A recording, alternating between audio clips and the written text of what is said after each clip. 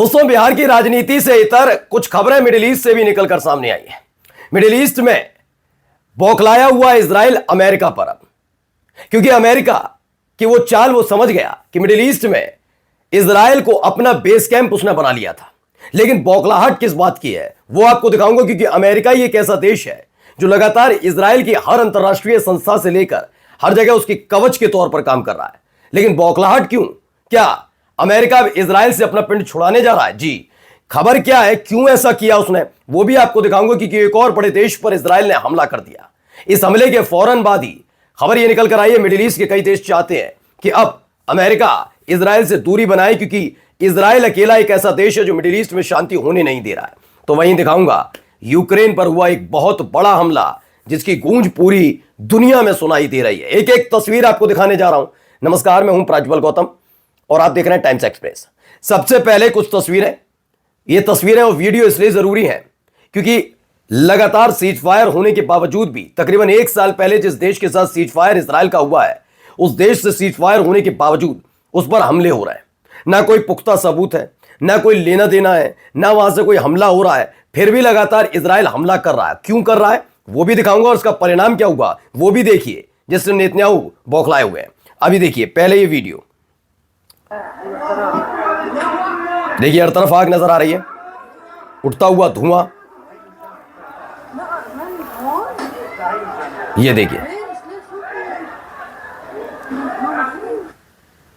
एक और वीडियो देखिए, उसके बाद के हालात। तो खबर यह है कि भाई इजराइल ने मंगलवार की शाम को लेबनान सेडोन शहर एन अला हिलवेह शिविर को निशाना बनाया, एक नया नरसंहार किया, जिसके परिणाम स्वरूप माना जा रहा है कि 13 लोगों की मौत हो गई है। लेबनान में लगातार यह हमला हो रहा है। अब तक चूंकि हिजबुल्लाह के नाम से हिजबुल्लाह को ईरान सपोर्ट करता है, तो कई ऐसे देश हैं जो लेबनान को सपोर्ट नहीं करते थे। लेकिन चूंकि लेबनान वाला इलाका भी इसी मिडिल ईस्ट का एक हिस्सा है, तो इससे बहुत नाराजगी है। वो देश जो कल तक पर्दे के पीछे रहकर इजराइल को सपोर्ट सिर्फ अमेरिका की वजह से कर रहे थे, अब वो नाराज है। उनका कहना है कि ये कुछ ज्यादा हो रहा है। गजा में हुआ, हमने सपोर्ट किया, उसके बावजूद गजा में जब शांति होने जा रही थी फिर वही तमाशा।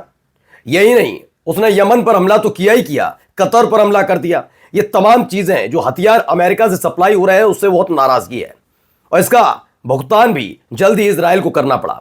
कैसे नेतन्याहू कमजोर हुए और क्यों अमेरिका उससे पल्ला झाड़ रहा है बताऊंगा। क्योंकि अमेरिका की एक फितरत के बारे में मैं पहले भी कहता रहा हूं, वो जब तक दोस्त है तो दोस्त है, तब तक रक्षा करता रहेगा। लेकिन कब वो पलटी मार ले पता नहीं चलता, और जब वो पलटी मारता है तो जिसके साथ गलबहियां कर रहा है उसी को अगर वो कल आतंकवादी कहने लगे, और जिनको वो कल तक आतंकवादी कहता है अमेरिका, उसी को अगर कहने लगे कि नहीं नहीं अभी हमारे साथ है और ये साफ सुथरा है, तो कोई भरोसा नहीं। अलजुलानी वाला मसला ही है। इसलिए नेतन्याहू के खिलाफ क्या बड़ी कार्रवाई का ऐलान होने जा रहा है वो दिखाऊंगा आपको। पहले ये वीडियो आप देखते चलिए, और भी कई तस्वीरें आई। पहले ही देखिए वह कर क्या रहा है ये इजराइल। ये धमाका देख रहे होंगे, हर तरफ तस्वीर कहां कहां हुआ है, इसको इसके मैप के जरिए ऊपर मैप चल रहा है और नीचे धमाके की तस्वीर है। कहां कहां हमले हुए हैं उसकी एक एक तस्वीर आप तक पहुंचा रहा हूं मैं। इसीलिए ये कुल मिलाकर इतनी जगह हमले किए गए ये बताया जा रहा है।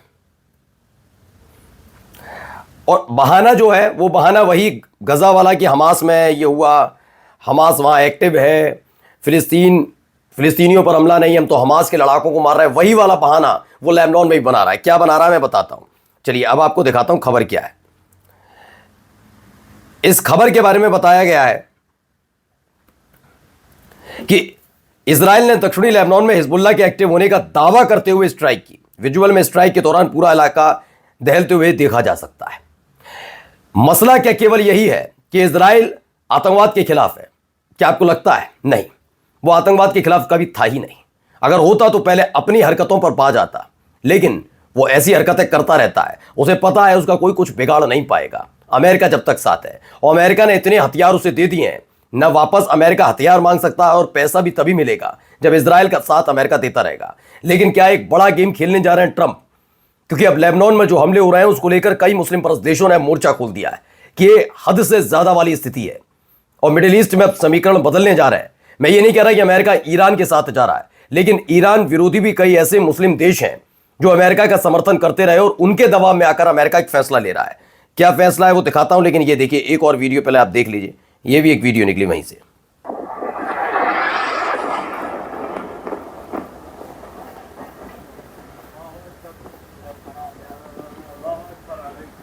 يا الله أكبر على الله الله أكبر يا الله الله يعوض على العالم لا بس تعالي الحمد لله لا تعالي الحمد لله।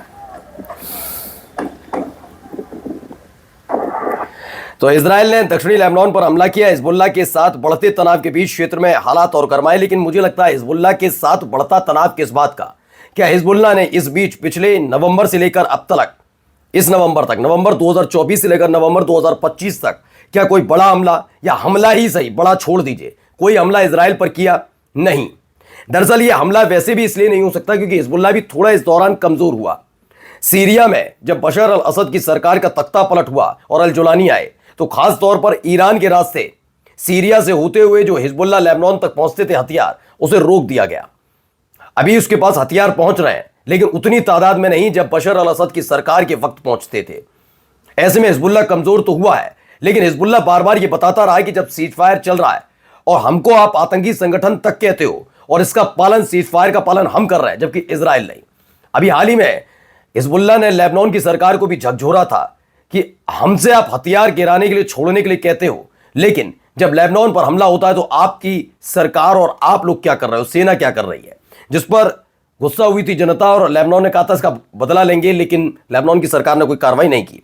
अब आइए एक और खबर है, पहले ये वीडियो देखिए, बहुत मौजूद वीडियो है भाई साहब। फाइटर जेट आपको नजर आ रहा होगा, कुछ दूसरी तस्वीर में कई फाइटर जेट, यानी तकरीबन 5 फाइटर जेट, 6 फाइटर जेट नजर आते हैं। क्या है ये तमाम चीजें मैं बताने जा रहा हूं। देखिए वहां पर सऊदी के क्राउन प्रिंस खड़े हैं और अमेरिकी राष्ट्रपति डोनाल्ड ट्रंप भी खड़े हैं, और इसी तस्वीर से बौखलाया हुआ है इजराइल। हुआ क्या है, सऊदी अमेरिका डिफेंस डील से नेतन्याहू की नाराज होने की खबर आ रही है। कथित रिपोर्ट्स के मुताबिक सऊदी को F-35 देने से मिडिल ईस्ट में शक्ति संतुलन के बिगड़ने का खतरा है। दरअसल आपको ये जब हम यूएई का जिक्र करते हैं, सऊदी अरब का जिक्र करते हैं, कतर का जिक्र करते हैं, तो आपको ये तो नजर आता होगा बड़ी बड़ी इमारतें, गगनचुंबी इमारतें, सोना चांदी पैसा, बड़ी बड़ी गाड़ियां, लेकिन कभी आपने इन देशों के पास ये वाला हथियार, वो हथियार, ये नहीं सुना होगा। आपने ईरान के पास सुना होगा, ठीक है, लेकिन आपने इन देशों के पास नहीं सुना होगा। ज्यादा आपने इनको लाइमलाइट में नहीं देखा होगा, हथियारों की होड़ में रहे। लेकिन पिछले कुछ महीनों में ये सऊदी अरब है, यूएई, ये खास तौर पर कतर है, वो भी तैयार होने लगा है।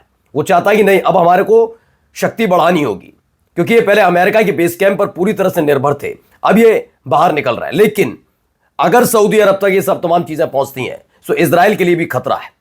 कल तक इजराइल का समर्थन सऊदी अरब करता रहा अमेरिका के कहने पर, लेकिन माना जा रहा है इस तस्वीर ने उसे गुस्सा होने पर मजबूर कर दिया। और जाते आते खबर यूक्रेन से भी जरा देखिए।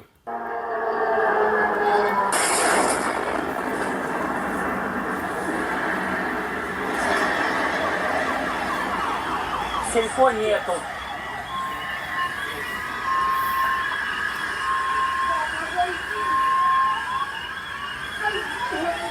уйди। तो खबर क्या है बता देता हूं। पहले यूक्रेन के खार्किव में जब एक इमारत से रूसी हमले के दौरान शाहिद ड्रोन टकराया, उसके बाद की यह तस्वीर निकलकर सामने आई थी। शाहिद ड्रोन ईरान का एक सबसे खूंखार आसमान में उड़ता हुआ ताबूत कहा जाता है। इसने पहले भी यूक्रेन को बड़ा जख्मी किया है, इस बार एक बार फिर से बड़ा हमला। नमस्कार।